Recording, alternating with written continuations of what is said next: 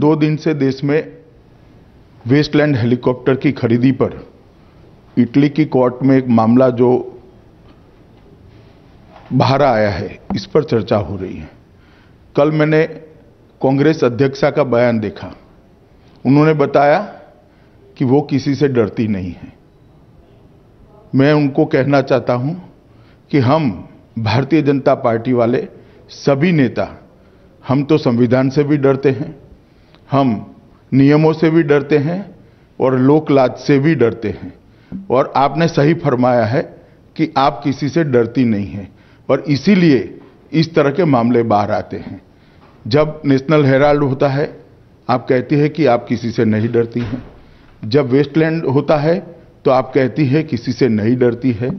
मैं इतना ही पूछना चाहता हूं कि इटली की कोर्ट में घूस देने वाले जेल में है तो घूस लेने वाले कहां हैं? उस वक्त कौन शासन में था? सीधी बात है, यूपीए की सरकार के जो शासन में लोग थे वो जिम्मेदार है और उन लोगों ने इस सत्य को उजागर करना चाहिए, देश की जनता के सामने आना चाहिए। और आज जब मामला उठ रहा है तब ऐसा मालूम होता है कि यूपीए सरकार विश्व में एक ऐसी सरकार है, अपने आप में एक ऐसी अनूठी सरकार थी। जो सरकार में थी तब तो घपले घोटाले बाहर आते थे, मगर सरकार में से जाने के बाद भी 2 साल तक इनके हर रोज कोई न कोई घोटाले और भ्रष्टाचार के मामले बाहर आते हैं। मुझे लगता है कि डरने न डरने की बात से बाहर निकलकर कांग्रेस अध्यक्षा इतना जनता के सामने रखे कि ये जो पैसा दिया गया है, इटली की कोर्ट में सिद्ध हो गया है कि पैसा दिया गया है, वो पैसा किसको मिला है, किसने लिया है और इसमें जिम्मेदारी कितनी है, इतना अगर वो स्पष्टता करे तो देश की जनता के सामने सारे बात अपने आप साफ हो जाएगी।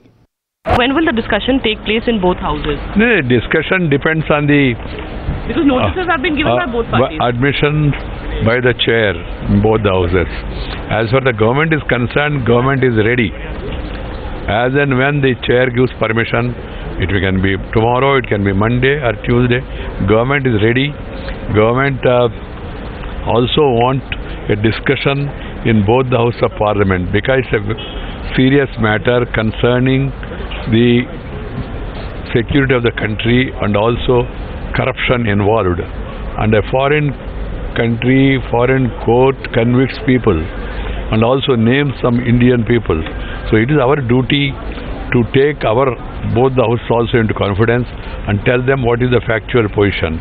Is the government the outgoing defense minister said he has blacklisted. Yes. Now he is on the defensive, saying that no, you started the process. I don't know. That they started it in February 2014, but when the new government came, it was finally notified then. My point is, starting February, notifying in July, and you are there up to power, you are in power up to May 16th. Yes. May 16th. So that is the way you work. You allow your full tenure is over, and you have signed hundreds of files on the eve of your defeat. Your imminent defeat also, but you never bothered about the country's interest and its safety and security.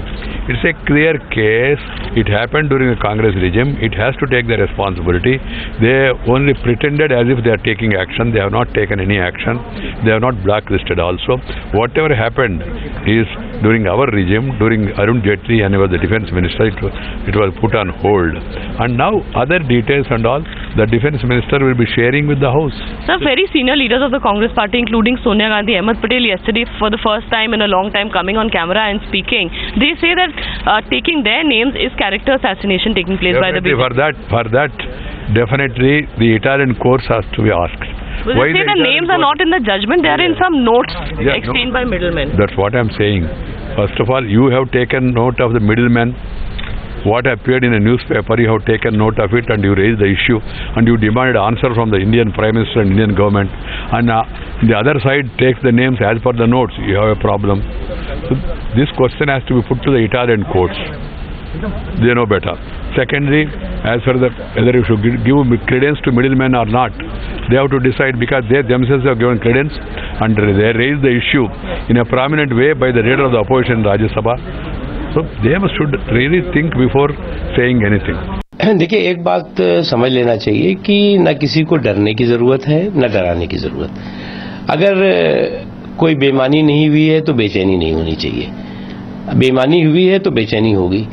और कुछ लोगों का जो जिस तरह से over reaction आ रहा है, ऐसा लगता है कि दलाली के दबंगों का दर्द सामने उभर के आ रहा है। एक के बाद एक जिस तरह से ओवर रिएक्ट हो रहे हैं, ओवर रिएक्शन किए जा रहे हैं। अरे भाई, जो सच्चाई है, अगर किसी ने उस बेईमानी के हिस्सेदार भागीदार है तो वो पता लग जाएगा, जांच हो जाएगी। नहीं है तो कोई बात नहीं, क्योंकि ये तो इटली की कोर्ट ने कहा है। अब इटली की कोर्ट ने जो कुछ कहा है उसके बारे में, क्योंकि इतना गंभीर मामला है, एक ऐसी एक पार्टी जो पार्टी की वर्षों से, दशकों से बल्कि देश की सत्ता पर 40 crore rupees or 6 million euros would be given to Mr. Michel, and he will ensure that negative reporting is mitigated and if possible actually converted to supporting the agreement and saying that the helicopter, which is perhaps the least desirable helicopter amongst the criteria we originally had, which the Congress government changed, that this is actually the best. BBIP chopper scam में कांग्रेस के चेहरे से नकाब उतरा है और त्याग की मूर्ति कांग्रेस अध्यक्षा का जो नकाब था वो भी लोगों के सामने उतरा है और वो एक्सपोज हुई हैं। और वहाँ जिन लोगों ने 125 करोड़ की घूस भारत में दी है वह लोग आज जेल में हैं, और जिन लोगों ने घूस ली है आज वो संसद की बेल में हैं और संसद की कार्रवाई को बाधित कर रहे हैं। सुब्रमण्यम स्वामी साहब को बोलने तक नहीं दिया जा रहा है। जैसे ही वो बोलते हैं और सभी कांग्रेस के जो नेता हैं वो सदन में आकर, सदन को बैल में आकर डिस्टर्ब करते हैं। तो ये अलोकतांत्रिक कांग्रेस है और कांग्रेस इस मुद्दे से ध्यान भटकाने के लिए, डाइवर्ट करने के लिए सवाल पर सवाल पूछे जा रही है। कांग्रेस को जवाब देना चाहिए कि जो जजमेंट आया है इटली कोर्ट का, उसमें सीधे सीधे सोनिया जी का नाम है, अहमद पटेल साहब का नाम है, और जो बिचौलिए हैं उन्होंने कोर्ट के अंदर अहमद साहब के फ़ोटो को पहचाना है और सोनिया जी के फ़ोटो को पहचाना है। एक डॉक्यूमेंट वहाँ सीज हुआ है, उसमें ये कहा गया है कि इस डील के पीछे सोनिया जी थी। तो कांग्रेस सवालों से भागे ना, जवाब दे, बल्कि डाइवर्ट करने के लिए उल्टे हमसे सवाल ना पूछे। बीजेपी सरकार ने 2 साल के अंदर जो मेन इसमें बिचौलिया है उसके खिलाफ भी हमारी सरकार कार्रवाई कर रही है। CBI ने रेड कॉर्नर नोटिस जारी किया, नॉन बेलेबल वारंट जारी किए और जनवरी में उसको अरेस्ट किया जाए। UK सिटीजन है, उसके लिए एक्सट्रेडिशन रिक्वेस्ट भी डाली गई है और एनफोर्समेंट डायरेक्टरेट अपना काम कर रहा है। मनी ट्रेल भी इसमें है, कई देशों के साथ हम लोग संपर्क में हैं और बहुत जल्दी गुनाहगार सलाखों के पीछे होंगे। कांग्रेस से बचने की कोशिश ना करे, जो सवाल है उसका जवाब दे तो ज़्यादा अच्छा होगा। Today also the opposition tries to disrupt the house. This will only go on to prove that they have something to hide. We were the ones who took the first action. We blacklisted Augusta Westland. We took away the guarantee money. We confiscated 3 helicopters that were lying in India. We reclaimed the money that the Indian government had paid for these helicopters. 1,680 crores had been paid with interest through the courts. We have recovered 2,038 crores. That is our performance. What has this government done after coming into government?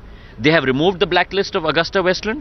They have allowed them to participate in joint ventures through FIPB approval. If this is not hypocrisy, what is it? कानून है, ऐसा नहीं है। हर एक अपराध के ऊपर किस पनिशमेंट दे सकते हैं, कानून है। अपराध है तो हमारे ऊपर चार्जशीट करना, FIR करना, एक्शन। किसका नाम सामने आया, पहले तो ये बात गलत है। अगर उन्होंने कहा है वो अपने शब्द वापस ले, कोई ऐसा नाम नहीं है। कौन सी अदालत का ऐसा निर्णय है? ये बिल्कुल सरासर बेबुनियाद है, झूठ है और शरारतपूर्ण है। दूसरी बात, अमित शाह जी को नरेंद्र मोदी जी से कहना चाहिए, प्रधानमंत्री इन दोनों अच्छे दोस्त हैं, कि वो नाम सामने लाएं। सरकार उनकी है।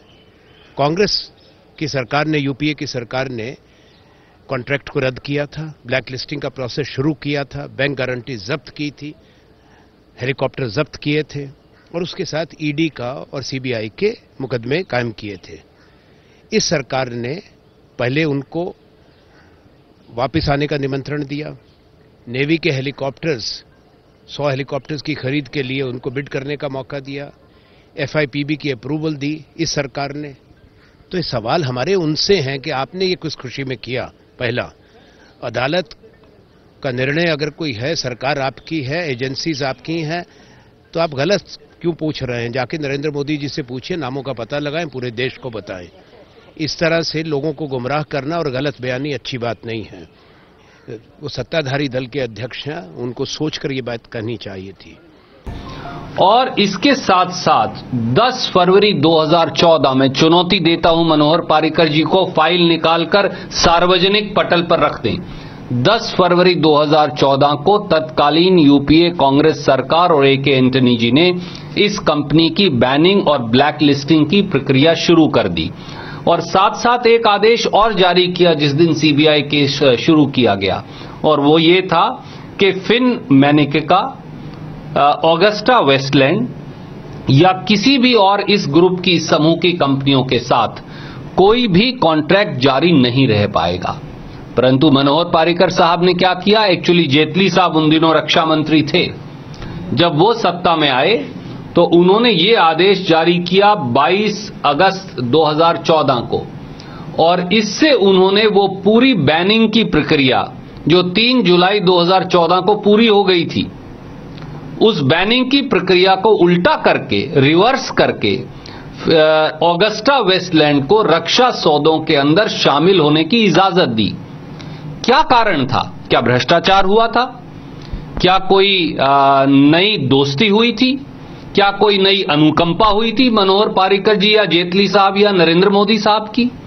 क्या कारण था कि एक ऐसी कंपनी जो भ्रष्टाचार में संलिप्त थी, एक ऐसी कंपनी जिसका कॉन्ट्रैक्ट कैंसिल किया गया था, एक ऐसी कंपनी जिसके खिलाफ CBI का मुकदमा दर्ज है, एक ऐसी कंपनी जिसके खिलाफ हमने ब्लैकलिस्टिंग कार्रवाई शुरू की थी, एक ऐसी कंपनी जिसके खिलाफ ब्लैकलिस्टिंग या बैनिंग कार्रवाई पूरी हो गई थी, एक महीने में 3 जुलाई 2014 को यह प्रक्रिया पूरी होती है, एक महीने में 22 अगस्त को नया ऑर्डर आप निकाल देते हैं और रक्षा सौदों में उस कंपनी को सम्मिलित होने की इजाजत देते हैं। इसका जवाब तो मोदी जी को देना पड़ेगा, इसका जवाब देने से वो बच नहीं सकते, और शायद यही कारण है कि 2 साल में CBI ने कोई कार्रवाई नहीं की अगस्ता वेस्टलैंड डील के अंदर। इसका मतलब ये कि कांग्रेस पार्टी जो एलिगेशन लगा रही है कि जो प्रधानमंत्री मोदी और इटली के प्रीमियर की जो मुलाकात की बात जो राज्यसभा में प्रतिपक्ष के नेता ने उठाया भी था, वो मुद्दा, और दूसरा बीजेपी ये कह रही है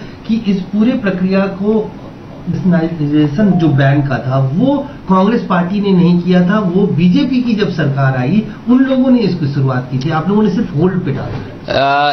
सच बात यह है, भारतीय जनता पार्टी की इस पूरे मामले में पूरी दाल काली है, दाल में काला नहीं। 2 बातें जो वो कहते हैं, उन दोनों बातों का बड़ा सीधा जवाब है। 10 फरवरी 2014 को हमने कंपनी को बैन करने की प्रक्रिया जारी कर दी। बैन करना किसी कंपनी को कोई जादू की छड़ी नहीं कि उसे रगड़ो और वो बैन हो जाए। उसके लिए बाकायदा नोटिस दिया जाता है, उनका जवाब मांगा जाएगा, उस पर कार्रवाई होगी। 26 मई 2014 को सरकार बदल जाती है, परंतु वो प्रक्रिया जो 10 फरवरी को चलाई थी वो 3 जुलाई 2014 को पूरी हो जाती है। तो मोदी जी ने 30 दिन में थोड़ी जादू किया, हमने ये प्रक्रिया 14 फरवरी 2014 को शुरू की और वो 3 जुलाई 2014 को पूरी हो गई। इतनी देर में 1 महीना मोदी जी की सरकार रही, ये सच है।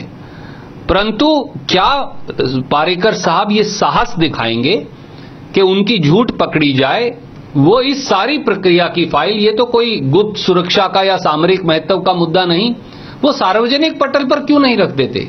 सदन के पटल पर क्यों नहीं रखते? दूध का दूध, पानी का पानी सामने आ जाएगा और मोदी सरकार और पार्रिकर जी की झूठ पकड़ी जाएगी। दूसरी बात, अगर 3 जुलाई 2014 को अगस्ता वेस्टलैंड को बैन किया जाता है तो 22 अगस्त 2014 को उसको दोबारा डीलिस्ट या दोबारा सुरक्षा सौदों में पार्टिसिपेट करने की इजाजत क्यों दी जाती है? क्यों मोदी सरकार के द्वारा अगस्ता वेस्टलैंड को मेक इन इंडिया में शामिल किया जाता है? क्यों मोदी सरकार के द्वारा फॉरेन इन्वेस्टमेंट प्रमोशन बोर्ड में टाटा और अगस्ता वेस्टलैंड के ज्वाइंट वेंचर की इजाजत दी जाती है? क्यों मोदी सरकार के द्वारा अप्रैल 2015 में 100 नेवल यूटिलिटी हेलीकॉप्टर खरीदने की इजाजत दी जाती है? क्या इन सब बातों का मोदी जी जवाब देंगे? क्या इनका कारण ये तो नहीं था कि कहीं ना कहीं मोदी सरकार की संपूर्ण अनुकंपा ऑगस्टा वेस्टलैंड और उनके मित्रों पर थी? इसीलिए ईडी और सीबीआई, मैं बहुत जिम्मेवारी से कहता हूं, इन दोनों ने मेक इन इंडिया में ऑगस्टा वेस्टलैंड को शामिल करने का विरोध किया, उनकी ब्लैक लिस्टिंग और बैनिंग खत्म करने का विरोध किया, पर मोदी जी ने उनकी सुनी नहीं, रक्षा मंत्री पारिकर जी ने उनकी सुनी नहीं। तो क्या पारिकर साहब सोए हुए थे या मिले हुए थे? इसका जवाब भी दे दें। क्या अगस्ता वेस्टलैंड की डीलिस्टिंग का मामला और जो मेरी सरमैन वाले में, उन दोनों के बीच आप कनेक्शन देखते हैं? कोई कॉन्स्पिरेसी? देखिए, मोदी सरकार बहुत कुछ इस पूरे मामले में, ऑगस्टा वेस्टलैंड मामले में छुपा रही है। 3 सीधे से प्रश्न है। नंबर 1, 2 साल तक आपकी सरकार है, एफआईआर दर्ज हुई 2013 में, सीबीआई की एफआईआर है। मोदी सरकार ने 2 साल में अगस्ता वेस्टलैंड भ्रष्टाचार मामले में कार्रवाई क्यों नहीं की? आज तक किसी दोषी को पकड़ा क्यों नहीं? दूसरी बात, अगस्त 2015 में क्रिस्टन माइकल, जो एक अभियुक्त है जिसके बारे में यह आरोप है कि उसने पैसा लिया, वो प्रधानमंत्री नरेंद्र मोदी जी को पत्र लिखता है और पत्र लिखकर यह कहता है कि मैं आने को तैयार हूं इस देश में, और उस पत्र की प्रतिलिपि मेरे पास संयोग से है जो उन्होंने मोदी जी को लिखा, और यह भी कहता है कि मैं इस देश में आने को तैयार हूं, मुझे ईडी और सीबीआई से मेरी जांच करवा ली जाए, ये वो पत्र है। परंतु मोदी जी उसे नहीं बुलाते, ईडी और सीबीआई उसकी जांच नहीं करती। ऐसा मोदी जी क्यों कर रहे थे? मोदी सरकार क्यों कर रही थी? वो क्या छुपा रहे थे? तीसरा, ऑगस्टा वेस्टलैंड अगर भ्रष्ट कंपनी है, ब्लैक लिस्टेड कंपनी है, बैंड कंपनी है, आप कहते हैं 3 जुलाई को हमने की, तो फिर आपको उसे रक्षा सौदों के अंदर, वो भी सामरिक महत्व के रक्षा सौदों में पार्टिसिपेट करने की इजाजत क्यों दे रहे थे? और चौथा, जैसा आपने कहा, मोदी जी और इटालियन प्राइम मिनिस्टर की मीटिंग के बारे में कांग्रेस नेतृत्व को साजिशन फंसाने के लिए ये खुद अभियुक्त कह रहे हैं। मोदी जी ने आज तक इसके बारे में कोई बयान नहीं दिया। वो तो अगर कोई बीमार भी हो जाए, किसी का जन्मदिन भी हो तो ट्वीट करते हैं, पर ऐसे महत्व के मामले में प्रधानमंत्री क्यों चुप्पी साधे हैं? क्यों कहते नहीं कि उन्होंने कांग्रेस नेतृत्व को साजिशन फंसाने की साजिश नहीं रची थी? इटालियन मरीन्स को वापस लेने के बदले में कांग्रेस नेतृत्व का झूठा नाम आए, इस प्रकार की साजिश नहीं की थी। इन बातों का जवाब मोदी सरकार को देना होगा। जिन लोगों को भय है वो लोग ऐसा कहते हैं, जिन लोगों को भय है इस बात का कि उनका पर्दाफाश होगा, जो झूठे आरोप लगाए हैं उससे जनता समझेगी कि कितने घबराए हुए हैं, कितने बौखलाए हुए हैं, वो लोग ऐसा कहते हैं। अगर 2 वर्ष 24 महीने में सीबीआई और ईडी के अंतर्गत वो इतना मालूम नहीं कर सके तो क्या निष्क्रिय सरकार है, निकम्मी सरकार है? हमसे क्यों पूछ रहे हैं? 2 वर्ष से सीबीआई और ईडी के वो केस चल रहे हैं जो हमने शुरू किए, और हमसे पूछ रहे हैं। Who want to whitewash the whole thing and take this company into confidence and deal with and do business with them. That is what they want. We have now doubts that, even Mr. Subramanian Swamy may be a middleman for this deal now. Mr. Subramanian Swamy is never taken seriously by anybody. He is always trying to get some publicity. Here is a case where this whole deal with Augusta Westland, when there was some allegations against that, there is an integrity clause in that agreement. You cannot see a better transparent agreement than the agreement signed by UPA government and Augusta Westland. The integrity clause is very clear. According to that, when there was an allegation, UPA government cancelled this order and they proceeded. Government of India conducted the case in Milan in Italy and we won the case. More than their security deposit, we got the money also. 3 helicopters were confiscated also. The deal was cancelled. Enquiry was conducted. The whole thing was given to CBI. This government is in office for the last 2 years. And I do not know why this government is allowing Mr. Subramanian Swamy to do this blackmailing and the government is not doing anything. In fact, the Prime Minister, Ms. Arun Jaitley, Subramanian Swamy, all are colluding only to blackmail the Congress leadership, and they are not going to succeed.